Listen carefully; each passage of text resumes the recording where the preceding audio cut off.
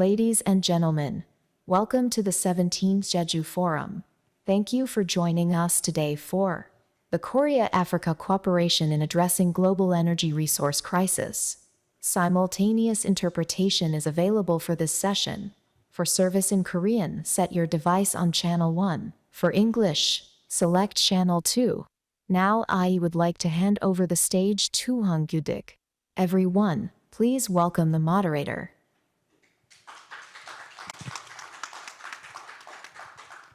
예, 안녕하십니까. 이번 세션의 Ladies and gentlemen, I'm the moderator, Professor Ungi from University of Foreign Studies, and I would like to thank Korea-Africa Foundation for organizing today's forum.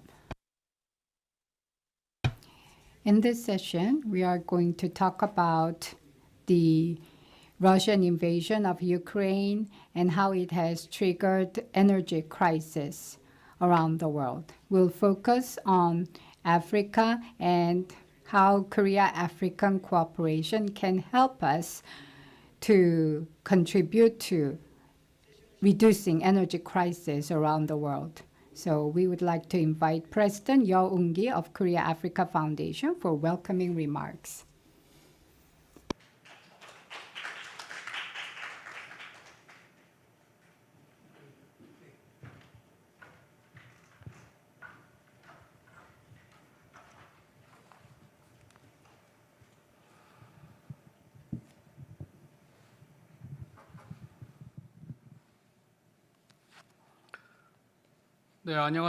Good afternoon, ladies and gentlemen. Thank you all for participating in the African session of Jeju Forum.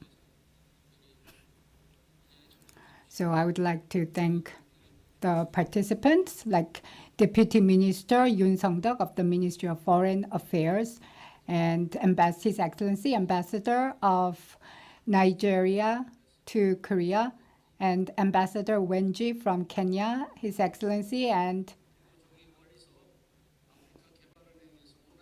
all the way from Africa Development Bank, Acting Director Vanessa Ushie, who is joining us online, discussants, speakers, distinguished guests,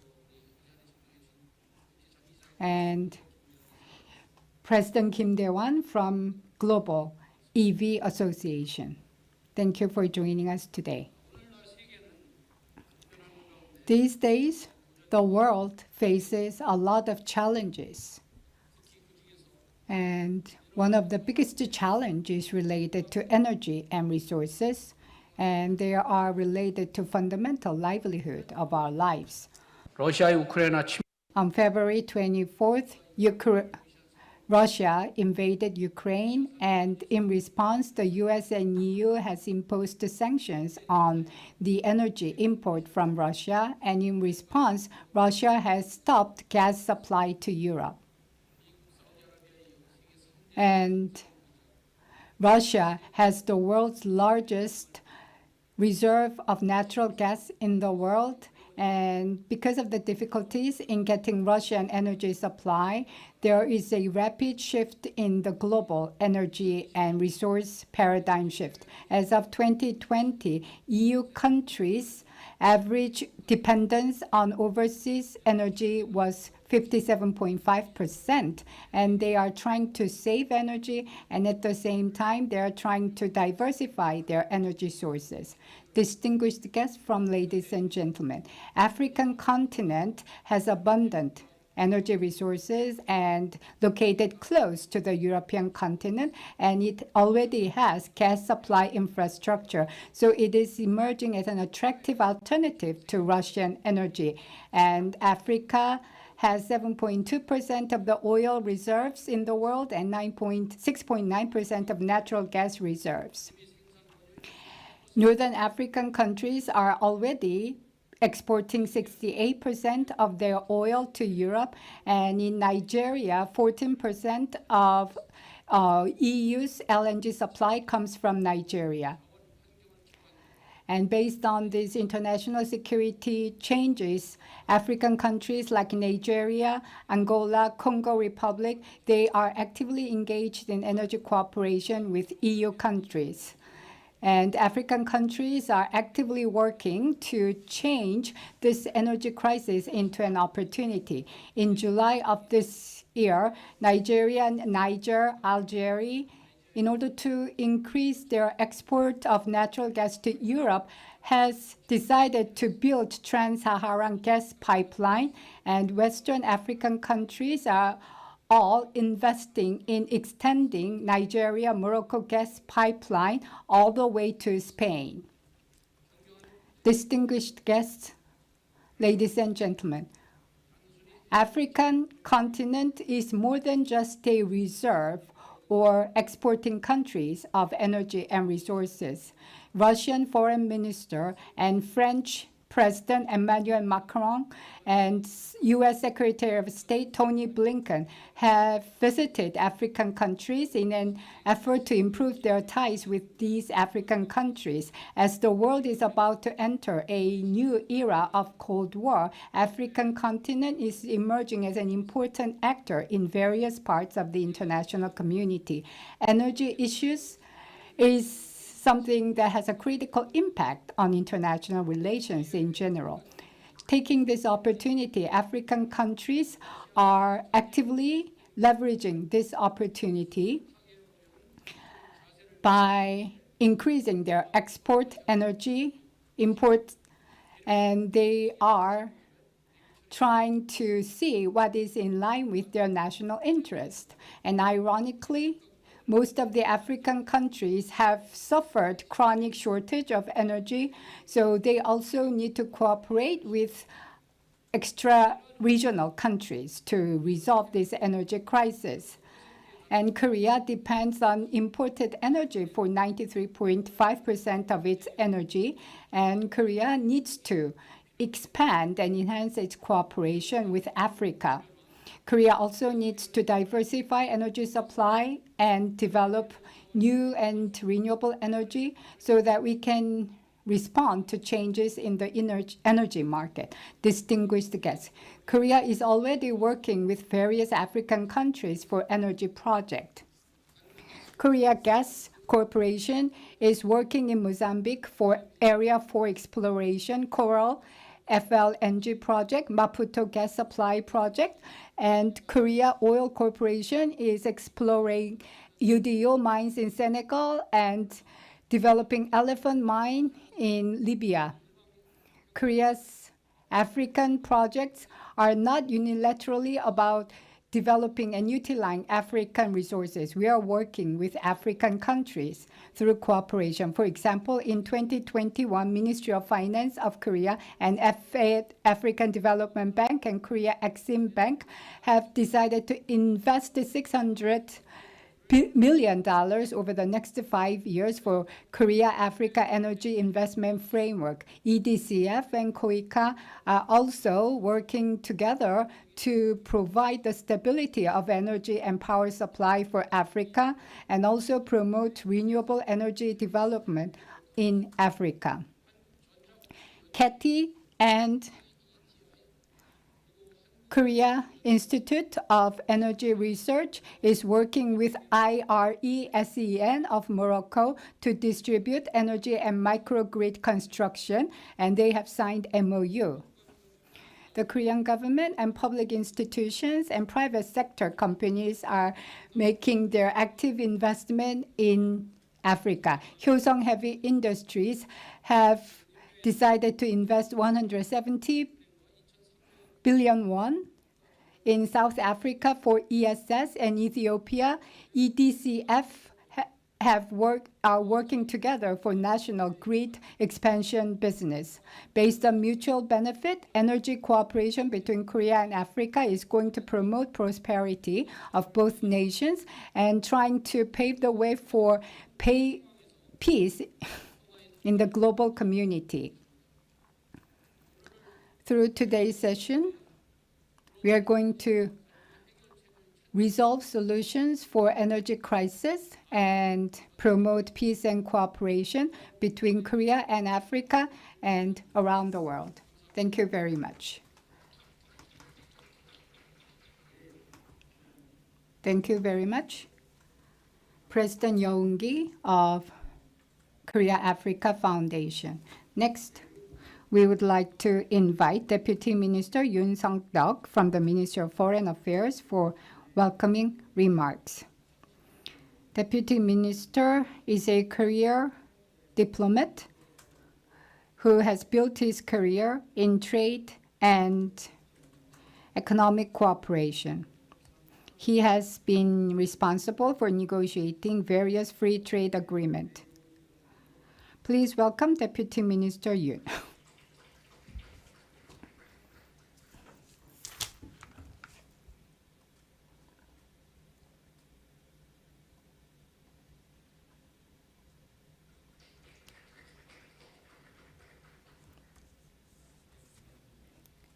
Good afternoon. President Ungi of Korea-Africa Foundation, speakers and discussants, ladies and gentlemen. I would like to welcome you all to Korea-Africa Cooperation in Addressing Global Energy Resources Crisis session. And I would like to also thank Korea-Africa Foundation for organizing this meaningful event in this island of peace. Recently, because of the Ukrainian war, there is rising tension between EU nations and Russia regarding energy, and Russia has stopped gas supply to EU. Experts believe that energy is more than just a fuel that sustains our lives. It is being weaponized that threatens our security. Not just war, but climate change, competition over natural resources are creating greater conflicts in the international community. And many countries around the world are trying to diversify their energy source and making rapid increase in investing in renewable energy. Korea is not exception. Korea Energy Agency Renewable Energy Center has published renewable energy white paper, and as of 2018, Korea's 9th largest energy consuming nations in the world. Ironically, Korea depends on imported energy for 93.5% of our energy. In order to resolve this situation, Korea is utilizing various energy sources and trying to reduce energy import, fossil fuel import, to 60% of our energy consumption by 2030. And the Korean government cannot do this alone. We need to collaborate with the international community. The Korean Ministry of Foreign Affairs is working with IEA, IRENA, G20, and APEC to find a way or breakthrough from this energy crisis.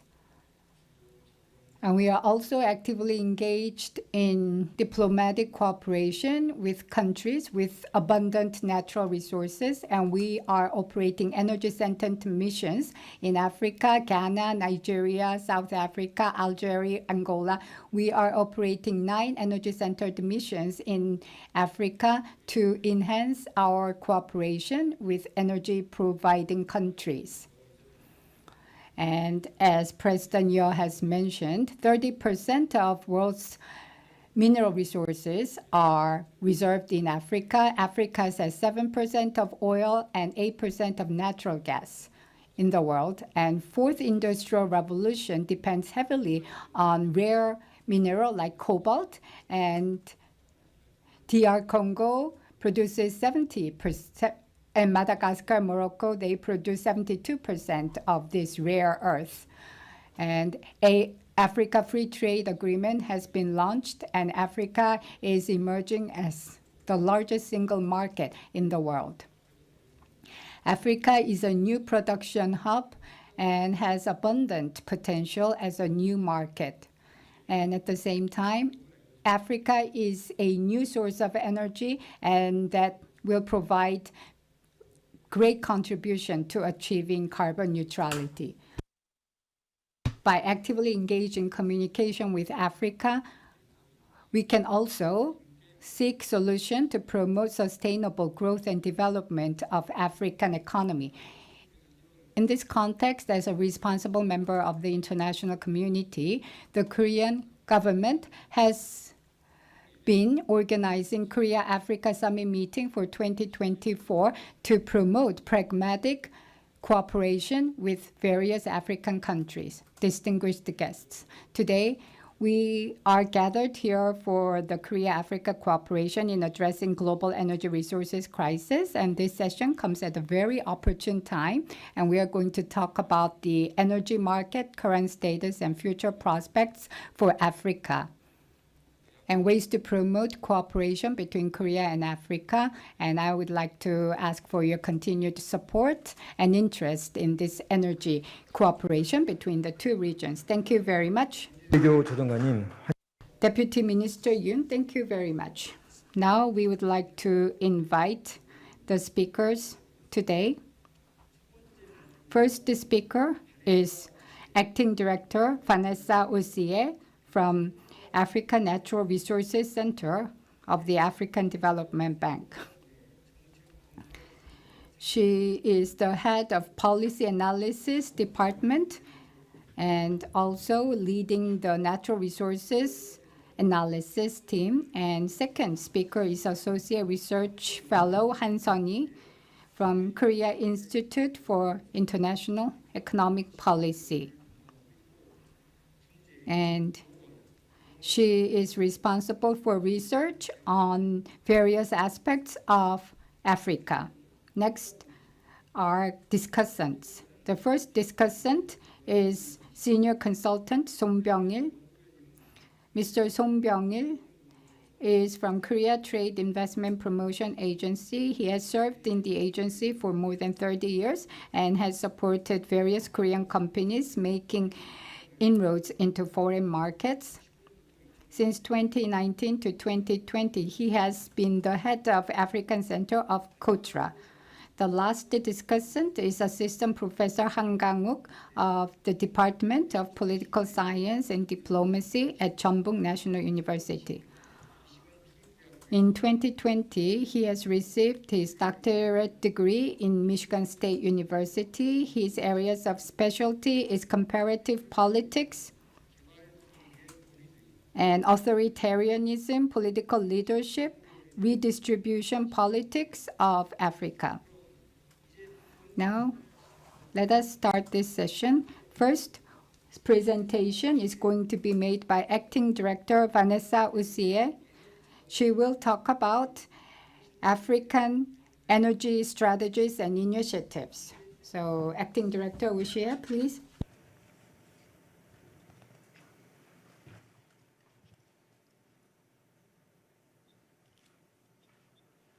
Please begin. Can you hear me? yes, we can hear you. Yes, we can hear you. Thank you. Thank you. So good morning or good evening to all the distinguished speakers and participants, Excellencies, Deputy Minister, the President of the Korea Africa Institute. It's an honor for me to join this very important conversation on the Korea-Africa Energy Cooperation. On behalf of the African Development Bank and the African Natural Resources Management and Investment Center, I'm really pleased to join this conversation. So please, let's go through the PowerPoint slides, if the team could assist. We can see the PowerPoint. Okay, so the first slide. Can I move? I need some assistance to move between the slides.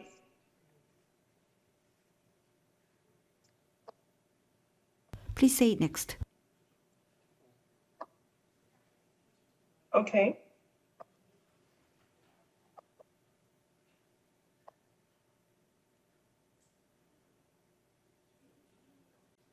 All right, so this is the outline of the presentation. I hope everyone can see the screen. So it starts with an introduction, and then we'll go into control, access, and exploitation of energy or natural resources. we look at conflicts and natural resources, the channels and drivers, the implications of the current global dynamics on Africa's energy resources outlook. Next, risks and opportunities from the global energy resource crisis, the role of good stewardship and sound natural resource management in peace and prosperity, and then finally, the conclusion. So first of all, some background about the African Development Bank. We have 5 key priorities for Africa's sustainable development. First is on Lighten Up and Power Africa on energy. Second is on Feed Africa on agriculture.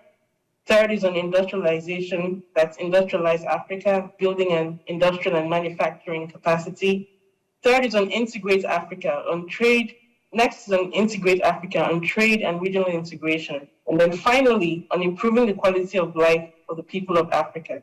So we call these priorities the high fives, and they are the hearts of the African Development Bank's agenda for the continent. And we see that in all of these areas, there's a high dependence on natural resources. And there's also an increased commitment by governments and the private sector towards natural resources, which creates opportunity for employment, for investment, and for building peace and prosperity. So the African Natural Resources Management and Investment Center is a department of the African Development Bank. We specialize in natural resource management. We support African countries. We provide technical assistance, policy advice to enable them maximize the economic benefits of the natural resources. We're also undergoing a strategic repositioning.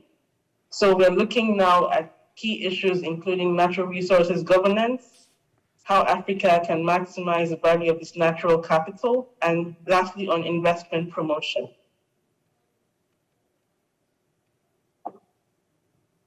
So when we look at the control and access and exploitation of natural resources, in general, many conflicts over the past 60 years are triggered by natural resources, conflicts over distribution or access to these resources.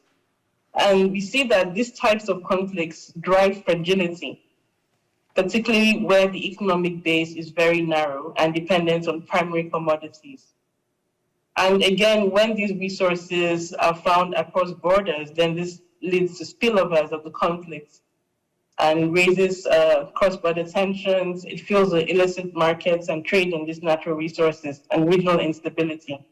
So looking at certain African countries, the examples provided here, Liberia, Angola, and the Democratic Republic of Congo, the conflicts have been driven by natural resources, particularly timber, diamonds, gold, minerals, and oil. Even in other regions of Africa, such as the Sahel, it has involved control over scarce resources, such as land and water. So what we see is that there's a general trend where natural resources are a very important driver of conflicts and fragility. Next, we see that with rising global population and these changing trends on urban development, how land is being used, there's a rising demand for natural resources. So this creates a potential for more conflicts. And again, rising climate change and loss of biodiversity leads to resource scarcity and also exacerbates existing conflict risks. So it's important to look at areas such as how resource ownership systems are managed in order to reduce the risk of these conflicts over access to natural resources. The African Development Bank has a strategy for addressing conflicts and fragility, and it's called the Fragility and Resilience Strategy, which was approved earlier this year.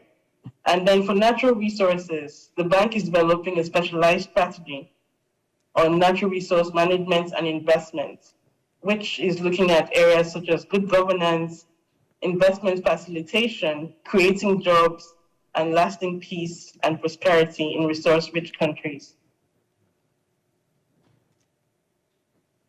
So now we look at the elements that drive resource conflicts. First of all, I mentioned the ownership of the resource. Who owns the resources, whether it's the communities or the government, and how these ownership systems are structured. Next is the power to manage a resource. is this power adequately distributed between communities which are in proximity to this resource and local or sub-regional and national governments? So how this power is really distributed, because we've seen that power asymmetries can drive resource conflict. Next is sharing the rent from the resource. So revenues generated from resource extraction. How are these distributed? Is it equitably or not? And if there's a high inequality in accessing these revenues, it's a very important driver of conflict. Next is environmental externalities. We talked about climate change and biodiversity loss, and in general, environmental degradation. So if these dynamics are not carefully mitigated, they end up causing more conflicts by alienating people, communities from their land and water, since this can no longer be used for their consumption. So if you look at these key factors, these are the major drivers or contributors to natural resource-driven conflicts. And it's important that in trying to resolve these conflicts, we recognize how all of them work together collectively. So in general, there should be clear systems of ownership rights aligned to productivity and market principles.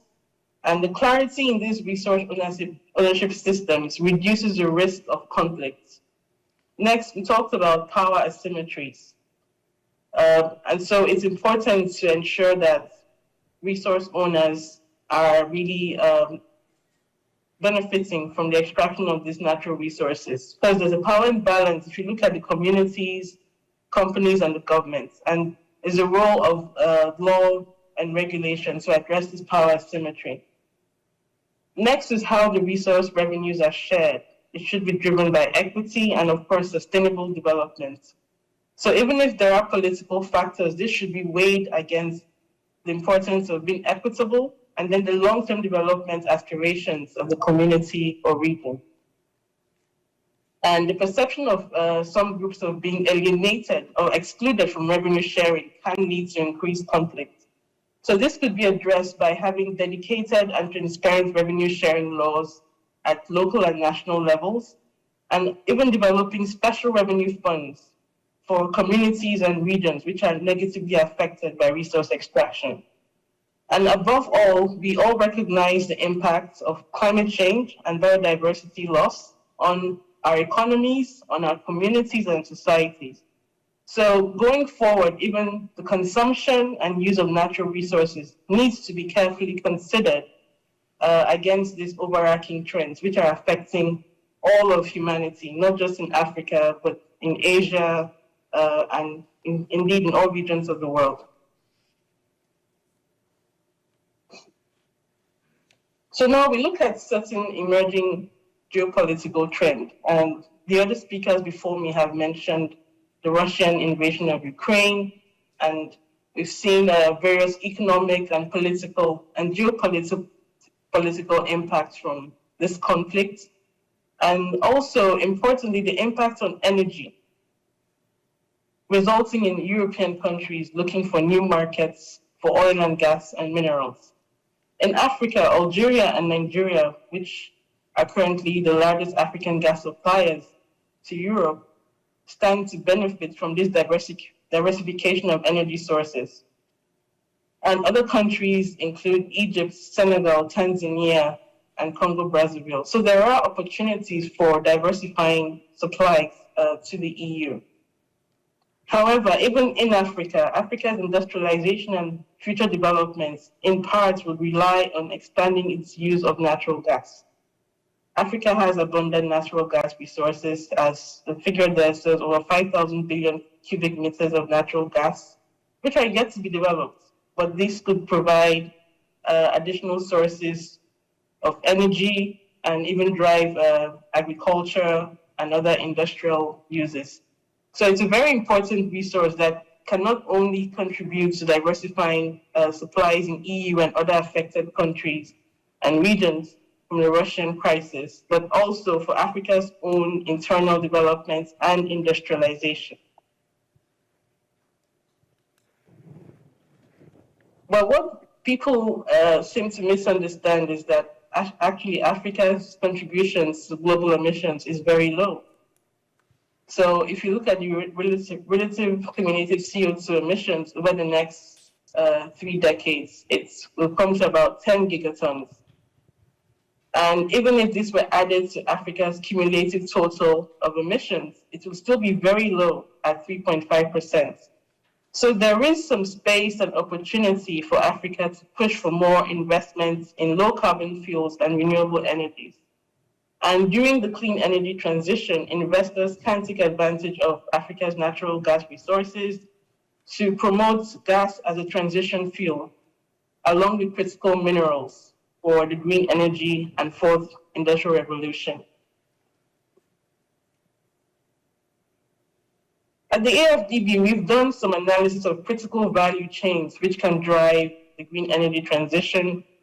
These are pictures which you see on the right. We've looked at the lithium cobalt value chain in Africa and also rare earth elements, which are critical in industries such as mobile phones and computing. What we see is that there are growing shortages of critical minerals, including lithium and cobalt, by 2025. And this is likely to worsen supply constraints and disruptions, which again are being exacerbated by the Russia-Ukraine crisis because they have very critical role in the metals and mining supply chain.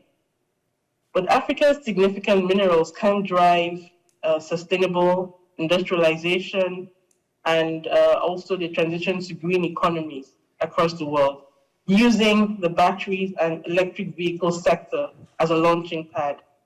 Some research that we did in 2021 with Bloomberg found that, for instance, in the Democratic Republic of Congo, working with regional partners as a value chain can leverage abundant cobalt resources and hydroelectric power to become a low-cost and low-emission producer of lithium-ion battery cathode precursor materials. So the key message from here is that there are opportunities to actually localize these critical minerals value chains in Africa. And it's also an opportunity for new investment and new partners from Asia and other regions to really maximize this latent opportunity in Africa's critical minerals. So in general, the energy resource crisis can generate or trigger new investments in natural gas and energy, and also trigger new financing sustainability standards, which compels a change in how Europe and indeed other regions are investing in a diversified energy mix. We heard earlier how Korea has this ambition as well to diversify its energy sources. So there are opportunities in other renewables, including solar and wind, which can really lead to this energy diversification. There are potentials as well in green hydrogen and marine energy, and this will ultimately create a greater expenditure and investments in renewables globally and also in Africa. So as the world is moving away from fossil fuels, we need to look at political and regulatory, economic, governance and security issues, as well as the cyclical nature of commodity prices and energy prices. We see that in this transition, there's a high risk of fossil fuel lock-in and stranded assets, since there's now going to be reduced demand for these fossil fuels. And the cost needed to maintain this existing infrastructure is actually limiting the amount of investment capital which is required for Africa's energy transition.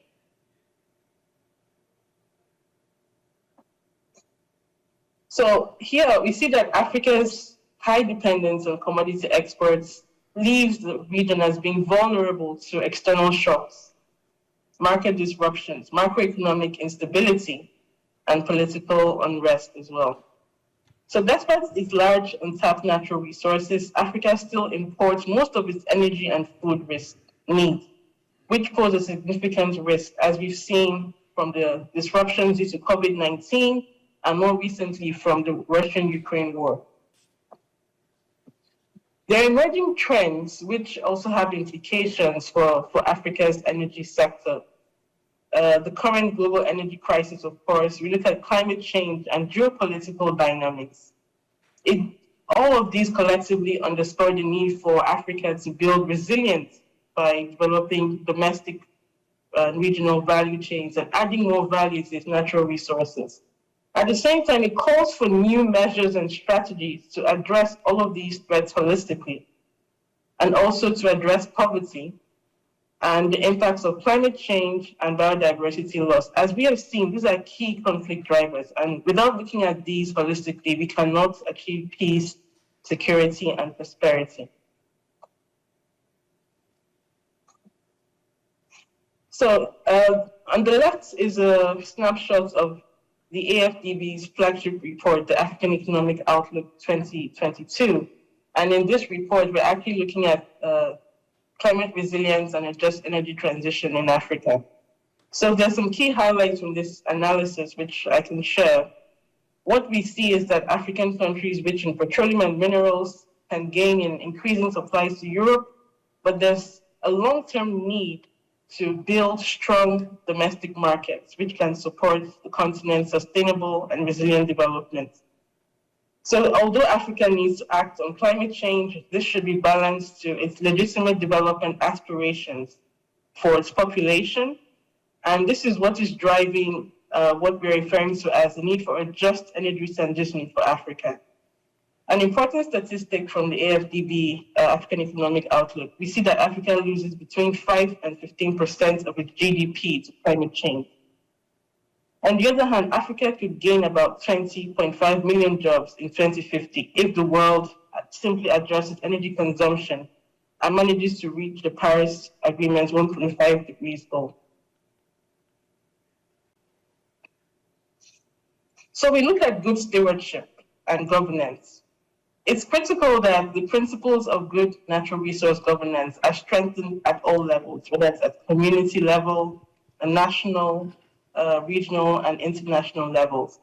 And there are examples of best practices on natural resource governance. Some of these are listed here: the Extractive Industries Transparency Initiative, the Fisheries Transparency Initiative. We have the African Mining Vision, the Natural Resource Charter, the UN Convention on Biological Diversity, UN Convention on Climate Change, and others. And we also have a plethora of environmental, social, and climate change safeguards, including by NDBs, such as the African Development Bank. So it's important that all of these governance frameworks are really popularized and implemented by governments, by NDBs, and by other parties to ensure that we really internalize and appreciate the importance of good governance, and that for the communities which are at really the grassroots, they feel the impact of better governance of these resources. There's a lower risk of conflicts, and there's peace and stability. So at the African Development Bank, we're currently developing a new strategy, which is focused on natural resources management and investment. And we look forward to greater cooperation with stakeholders in Korea, Asia, Europe, and elsewhere.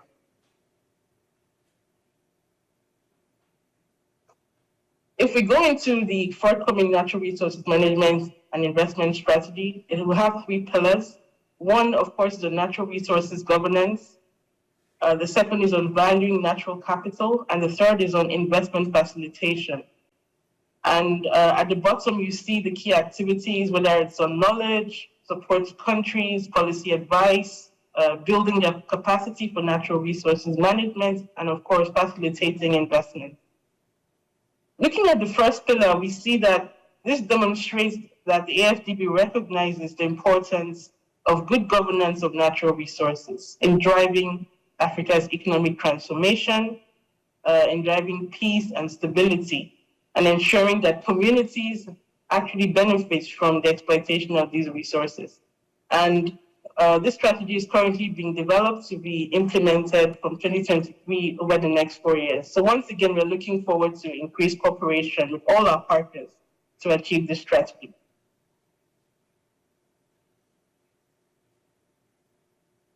So now looking at emerging issues, evolving economic systems have contributed to the 4th Industrial Revolution. And we see that access to energy and natural resources is now a major global strategic issue. Africa could play a central role in shaping a low-carbon future. With its abundant supplies of natural resources, especially critical minerals, which I've mentioned before.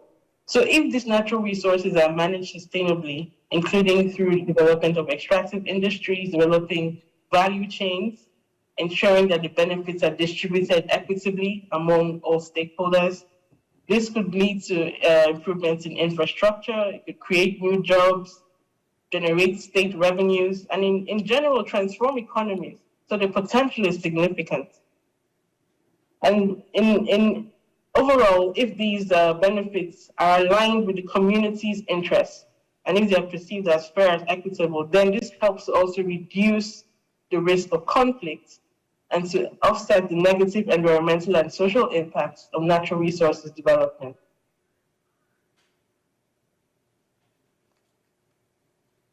In the renewable sector as well, conflicts over the use of renewable natural resources, including land and water, it could be avoided through greater stakeholder participation in how these resources are developed and in planning and management of natural resource projects. There's a need for international cooperation based on mutual respect and shared values. And again, we see that effective management of natural resources along with associated infrastructure requires cooperation, not just at the regional level, but also at the international level. Similarly, the ability of Africa to attract international finance and technologies to harness its natural resources potential is critical. So in general, the African Development Bank welcomes the Korea-Africa Cooperation as a platform for dialogue to advance harnessing Africa's natural resources for climate resilience and inclusive development. So that's the end of my presentation, and thank you for your attention. I look forward to further discussion and interaction with all the participants. Thank you, Mr. Moderator. 야, 감사합니다. 그 우시에 박사 Thank you very much, Dr. Ushie. She has talked about how Africa is emerging as an alternative source of energy, and this could be an opportunity, and at the same time, natural resources. Africa has been dependent too much on export of natural resources, and Africa emerging solely as an exporter of natural resources is not necessarily all that optimistic. And as for local value chain, there should be international level support and cooperation to help Africa to develop added value, and the important role of Korea. Second presentation is going to be made by Associate Research Fellow Han Sunny of Korea Institute of International Economic Policy, the significance of Africa energy market and implications on Korea. Good afternoon, ladies and gentlemen. I am Han Sunny from Korea Institute for International Economic Policy. It's a great honor for me to participate in the last session of Jeju Forum in this beautiful island. And I would like to thank the Korea Africa Foundation for that. As Dr. Ushie has mentioned, this energy crisis could be a crisis and also an opportunity for the African continent. Today, I'll talk about how Africa can emerge as an alternative energy market from the perspective of EU market and its implications in Korea. 여러 가지 And this is a time of high level of uncertainties and economic security, energy crisis, food crisis are prevalent these days. And let's talk about the changes in the international energy market. And for the past several years, the oil price has remained low, but with Paris Agreement, green transition was being accelerated, and that's when pandemic broke out, and that has reduced investment in the upstream oil industry. And as we try to recover from the pandemic, the demand is increasing and supply is not catching up with the demand. And in 2022, the Ukrainian war broke out, and various economic sanctions have been imposed on Russian energy, causing shortage of supply. Let's look at the oil price based on Brent oil price. In 2022 March, it was $130 per barrel. It was the peak price since 2018. Now it is around below $100 per barrel, but the demand is expected to rise. So the oil price is expected to remain high till next year. In the case of natural gas, the situation is even worse. Compared to earlier this year, the natural gas price has almost doubled. In EU, it has tripled since the beginning of this year. And the global energy price has been rising, causing global inflation. This graph will show you the inflation of G7 nations, most of the countries, excluding Japan. They are experiencing more than 5% rise in inflation. And in the case of UK, food price has gone up as well as the energy price. And energy inflation is more severe in the UK, 57.4% inflation in energy price for the UK. And the UK households are trying some desperate measures to save their energy consumption. Because of this energy price rise, since June of 2022, the consumer price in the United States has jumped 8%, which is the highest in 40 years. And Korea is also seeing inflationary pressure rise, and CPI in Korea has increased by 6%, which is the highest level in 24 years. And such energy crisis is deepening, and this is a threat to energy security. Having a secure energy supply is critical at this juncture, and green transition needs to be accelerated. And such energy crisis is most severe in Europe. And the energy conflict with Russia has created a big threat to energy security, and this is the Russian natural gas supply trend to EU. To impose, EU has imposed multiple economic sanctions on Russia, and Russia is weaponizing its gas. In July of 2022, there has been total stop of gas supply due to apparently technical reasons, but it has been resumed to only 20% of the maximum volume. On September 4th, 2022, Russia has declared to suspend supply of natural gas entirely, probably for political reasons. And Germany, the largest EU nation, depends on Russian oil for 1/3 of its energy. And this energy crisis is going to be very severe in the coming winter. And Germany, even if it manages to find an energy supply, alternative energy supply, it will see at least a 3% decline in its GDP.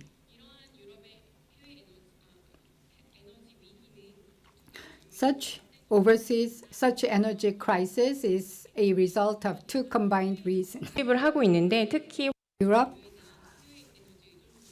depends heavily on fossil fuel imported from overseas, 34%.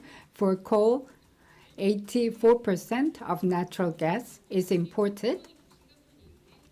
And the situation is even worse because Russian import accounts for a big portion, 26% of oil, 49% of oil, and 38% of natural gas for Germany comes from Russia. 전환을 들 수가 있는데 And green transition in EU. Europe was accelerating transition to renewable energy. In 2019, it has adopted European Green New Deal and has declared that it's going to reduce carbon emission by 50% by 2030 and achieve carbon neutrality by 2050. If you look at the left-hand graph, this is the primary energy production trend. All the energy sources are declining except for renewable energy and biofuel. So as of 2021, primary energy, 41% of the primary energy is supplied by renewable energy. However, the problem is that with the final energy consumption, if you look at the energy mix for EU for 2020, still fossil fuel accounts for 70% of the energy mix. Given this fact, the demand for fossil fuel remains the same, but production has gone down, meaning that the dependency on import has increased, and that has created greenflation. In response to energy crisis, EU in the short term is trying to reduce energy consumption, and it is also increasing fossil fuel energy production, and in the long term, it will diversify energy sources and make more investment for renewable energy. And as part of the effort, RePower EU plan has been announced in May of this year. 이 중에서 Here, supply chain diversification. Let me talk about this. EU is cooperating closely with the US. In May, EU and the US has established a task force team for energy security to increase LNG import from the US. And on top of that, with African and Middle Eastern countries 한국과 화석 에너지 that produce natural energy, they are trying to expand supply of fossil fuel from these countries. Germany was the G7 chair country, and Senegal was the African counterpart to the G7 summit meeting. Senegal was invited. Senegal is going to develop new gas sources next year. So Senegal will be an important energy partner for Germany, and Qatar is the world's second largest LNG producer, and Germany has agreed with Qatar to increase import from Qatar. 건설할 계획을 가지고 And they will build 2 more LNG terminals with Qatar. And 40% of energy for Italy comes from Russia, and Italy is expanding its energy supply from Algeria, Angola, Mozambique. Africa is emerging as an alternative energy market. So let's talk about African energy industry. Africa is a net energy exporter with heavy reserves in oil and gas. Energy consumption As of 2011, it has been growing by 2.1% every year, but its overall consumption is just 3.4% of energy consumption around the world. So Africa, because of this big gap between production and consumption, can manage to export energy. 앞으로 탐사가 가능한 자원량을 기준으로 보게 This is based on the potential, and if you look at the potential for future exploration, African energy potential would be even bigger.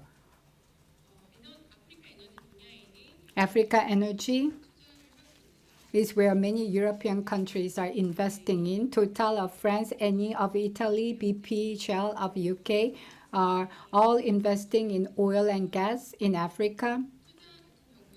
And for investment, exploration and development, production, which accounts for upstream, this is where the EU companies are heavily investing in, but they're also beginning to invest in midstream and downstream as well. When you look at the African energy investment, well, European companies mainly invested in Northern Africa, but they're increasing their investments for sub-Saharan area. 투자 금액 증대 폭이 훨씬 큰 And the increase in sub-Saharan Africa is accelerating, and South Africa renewable energy sector is getting a lot of foreign investment, and 43% of the investment in South Africa is for renewable energy.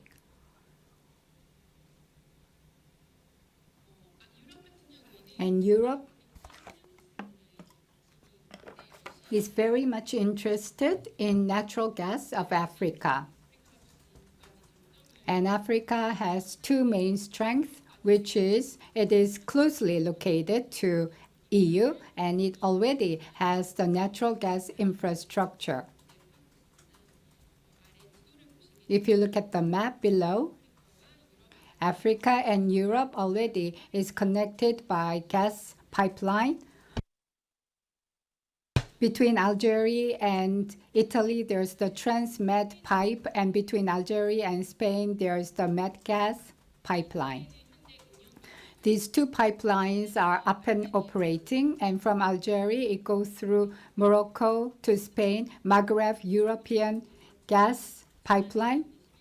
In 2021, because of the political conflict between Algeria and Morocco, is currently not operating.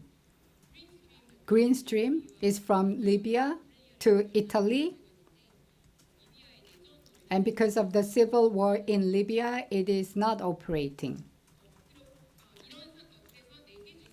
So out of the 4 pipelines, 2 are running. And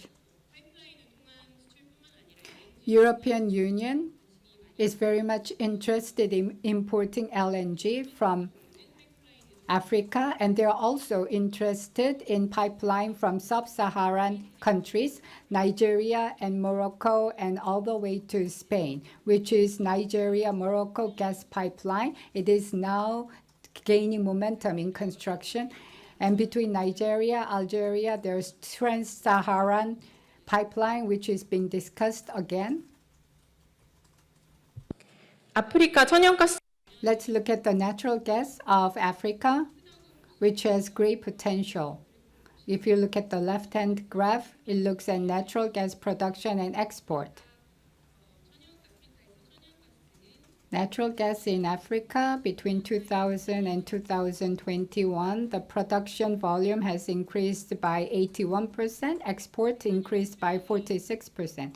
Production and export has grown at different pace because inside Africa, natural gas consumption is increasing rapidly. And the export volume has declined recently because of the suspension of the operation of Green Stream. And African natural gas producers are Algeria, Nigeria, Angola, and there's Mozambique, Tanzania, Senegal, and Mauritania. And these countries also are carrying out various projects to develop their natural gas. So a lot of projects are being reviewed. Actually, more than 20 projects are now being planned. So in the short term, Africa will enhance its cooperation with EU for natural gas, but Africa will also be an attractive partner for renewable energy. And Africa's renewable energy production is increasing very rapidly. Since 2011, it has been growing by 21.7% annually, and Africa 7.9% of consumption comes from hydropower. And around mid and eastern Africa, there's a lot of hydropower development going on. And for renewable energy production, the production has increased rapidly because of the solar energy and wind energy. Solar energy has increased by 39%, wind power by 26%. So if you look at the map, this is from the International Renewable Energy Institutions. Solar energy is installed mainly in the southern African area. But there's also a lot of potential in the northern and western Africa. Wind, there's a strong potential in northern Africa. For northern renewable energy, this is also related to clean hydrogen production. And in accelerating green transition, the demand for green mineral of Africa is also increasing. So this map will show you the type of mineral resources that each country has. DR Congo has copper, cobalt, Guinea, bauxite, which are critical mineral for batteries for EV. So many African countries have such reserve for critical green mineral. And the price of green mineral is increasing. As of 2019, the price has doubled or tripled or even increased by 5-fold.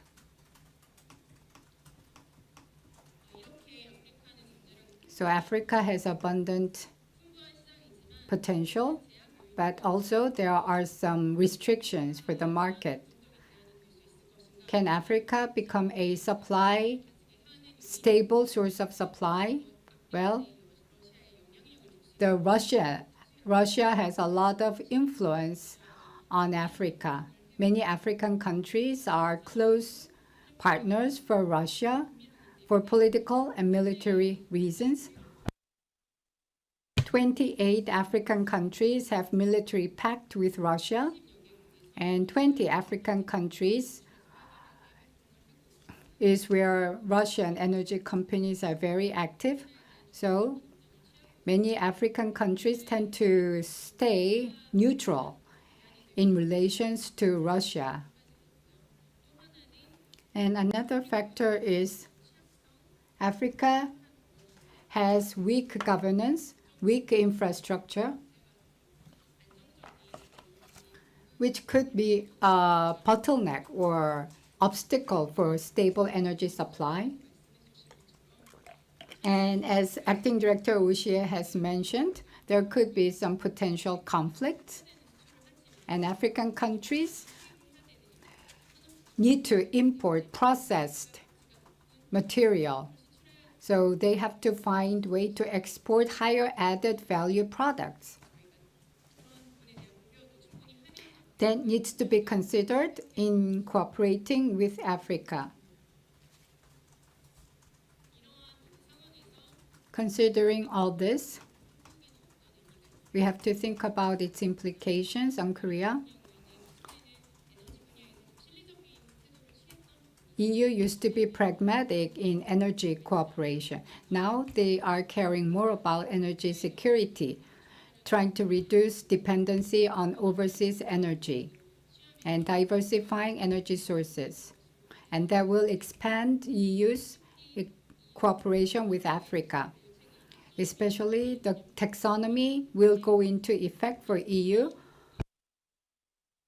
and natural gas will, for now, be qualified as green energy. Therefore, African countries actually demanded natural gas to be qualified as green energy. And since it has been recognized as green energy, I am sure there will be more investment in African natural gas.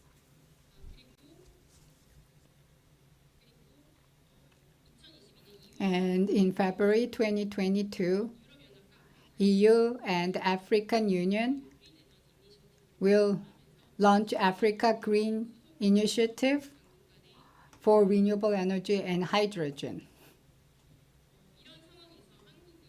And Korea relies on imported energy for 93%, which makes Korea more vulnerable to energy crisis than EU. So Korea is responding very sensitively to energy crisis. In the case of EU, they are expanding renewable energy portion, but they are still reliant on fossil fuel. And we need to learn a lesson from that case and accelerate green transition. And Korea has heavy portion of carbon intensive manufacturing industry. So we need to come up with more pragmatic and realistic goals in establishing mid to long-term energy strategies. And Korea will need to diversify supply chain, and at the same time needs to secure long-term energy supply, which requires cooperation with the international community. And Korea needs to increase its contribution to international agencies. And for green mineral area, it needs to expand cooperation with Africa, especially for natural gas. The supply will continue to remain a sensitive issue for Korea. Therefore, we will have to enhance cooperation with Africa. Especially in Mozambique, we have successful case of private and public sector cooperation, and that could be a showcase for Korea's strength in this kind of cooperation. 선도 국가 비전 And for green hydrogen, as a leading country, Korea can take the leadership. And Korea needs to import most of its hydrogen. So Korea and African countries could be great partners. And green mineral, as for critical mineral, we need to build secure supply. Thank you very much for your attention. 네, 발표 감사합니다. Thank you very much. Associate Research Fellow Han Sun-hee has emphasized the importance of energy security and identified certain issues in expecting Africa to emerge as an alternative supply for natural gas, replacing Russia. And Korea depends heavily on imported energy, and Korea needs to take the lead in the energy-related discussions and expand cooperation with the international community, and actively leverage private-public sector cooperation and enhance its cooperation with Africa. Now, we have about only 10 minutes left. So now I would like to give the microphone to the discussant. First, Senior Consultant Song Byung-il. I will speak for 5 minutes. 죄송합니다. 그 바네사 우이 Well, Acting Director Vanessa Usie Upon listening her presentation, she emphasized the efficient supply and utilizations of the natural resources in African continent, and also Dr. Hanson Yi analyzed the risk factors of the energy. Thank you so much for the two outstanding presentations. Up until now, I've been working at Africa for 6 years as a Director General at Nairobi and Regional Head Officer of the Sub-Saharan Africa. Based on my field experience, I'd like to make a few comments. As you know, we are suffering from the energy crisis and inflation, and globalizations that continued based on FTA is now turning and replaced by regionalisms and blockisms, but it is also causing another crisis on the process of energy transition realization. Each country should have done energy mix, but they didn't do that. They too rapidly tried to adopt renewable energy sources, and also on a short-term basis because of the Russia's invasions of the Ukraine that has caused another conflict. In light of that, how should we grapple this issue? How should we respond? Well, Dr. Hansoni already mentioned about it. On a short-term basis, we need to have a new perspective. We need to find a new market, and Africa can be a great choice. Africa, well, it's not easy to quickly replace our energy source right away, but we need to take a long-term perspective and try to look at Africa, just like any other countries until now. You know that we focus very much on the countries that are important to us, which means that we neglected African continent. Now's the time that we put a great emphasis on African continent. We need to strengthen our relationship with the countries in Africa. If you look at African countries, they are really important. Of course, we do public diplomacy. We do a lot of exchanges with countries that are important politically. But yes, I'm sure that African country, we can get a real benefit, a mutual benefit in real name and substance. And Korean companies, yes, they should not access Africa just for the benefit of the commercial business benefit. If they do that, then they will never be able to enjoy sustainable business relationship. Of course, on a short-term basis, they can look at Africa to earn some short-term benefit or profit. But what Korean company need to do is get access to the African company for the sustainable development, for the long-term perspective, in a way of approaching African continent. Also, in the financial area, probably it's not easy. So we need to work closely with African Development Bank or multilateral bank or other banking institutions so that Korean company can easily get access to Africa, and also we can get assistance from the other banking institution. I'll give one example. Frankly speaking, other than South Africa or other countries, most of the countries, including other countries, there are many cases that China predominantly enter into this African country that explore all kinds of natural resources like nickel, platinum, minerals, palladiums, everything. And most of them, they just explore these natural resources and they process it and re-export it. But Korean company, what they do is they excavate natural resources, and if they do processing in Africa, the greatest issue is resolving the unemployment issue. If Korean company build their own factory there and they give job opportunity to the African people, then this will be a mutual benefit. That's the end. Thank you. 손병일 연구원. So, Mr. Son, thank you very much. Next, Professor Han. I would like to thank the two speakers. So for this energy crisis and for diversifying our diplomatic partners and markets and source of supply, I believe that it is very important to enhance our cooperation with Africa. In terms of resources and economy, Africa, we need to have an appropriate methodology or approach for Africa.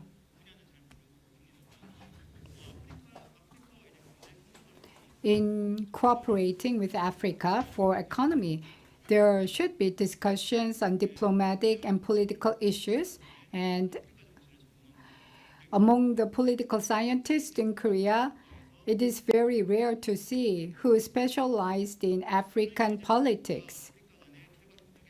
And in order to enhance development cooperation with Africa, do we really have enough supporting unit?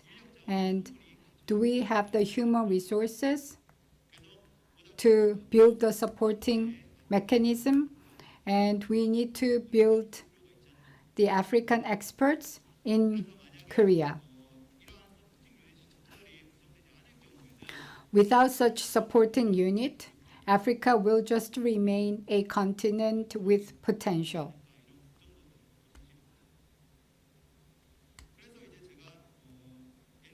So, what I want to talk about with energy is that European countries depend heavily on Russian oil. Of course, they will need to cooperate with Europe.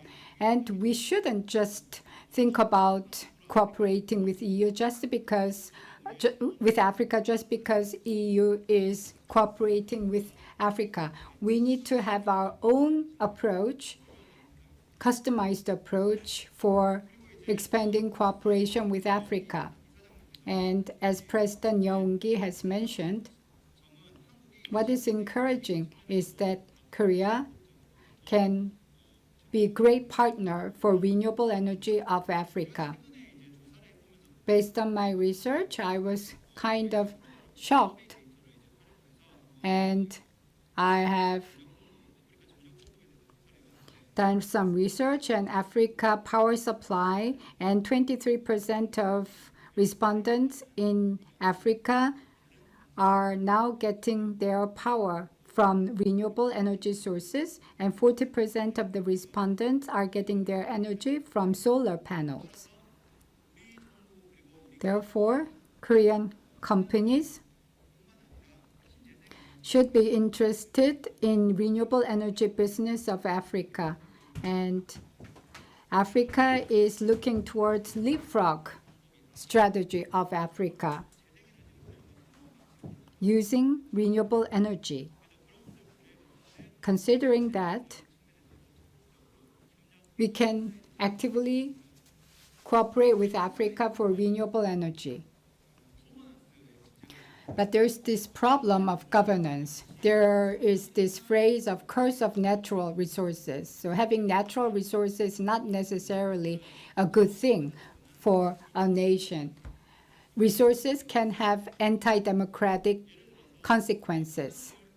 So dictator that oppresses the people in order to maintain dictatorship would try to use natural resources, making profits to fund their power.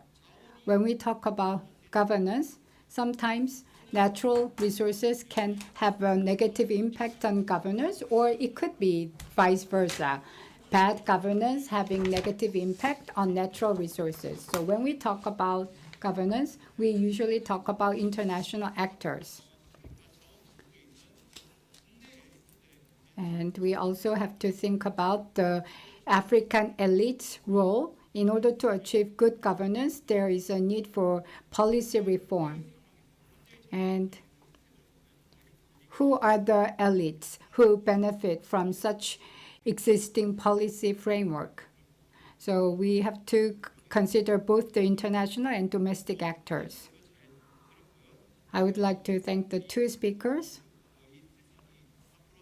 And I hope today's session can be the starting point of much more vibrant energy cooperation between Korea and Africa. 감사합니다. Thank you, Professor Han Gang-wook. Well, we really had a constructive presentations and discussion. I'd like to express my sincere gratitude to everyone.